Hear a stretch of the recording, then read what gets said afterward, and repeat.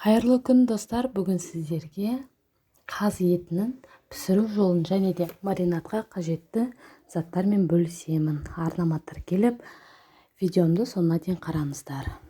Міне пештен шыққан ыстық күйіндегі қаз еті, тұзы бұрышы дәмі барлығы бойына сіңген.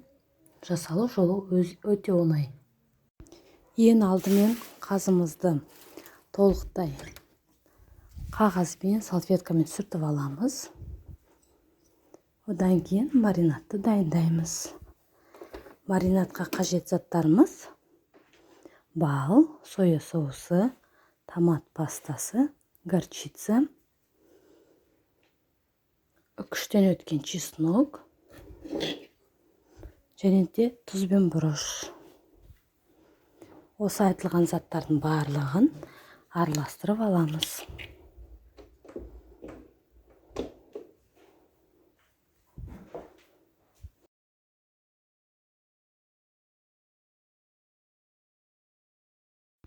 Барлық заттарымызды біріктіріп, жақсылап араластырып алдық. Ендігі осы маринадты қаз етіне жағамыз. Барлық жеріне толықтай сіңдіріп отырып жағамыз. Айландыра отыра, ішкі жақтарына, мойын жақтарына. Толықтай айналдыра отырып барлығын жағып шықтық. Енді жарты сағатқа кем дегенде сіңдіруге қалдырамыз. Осы аралықта алдын ала картошкамызды ашып, алмамызды дайындаймыз, черносливімізді жуып қоямыз. Алманың жасыл қышқыл түрін таңдасаңыздар болады.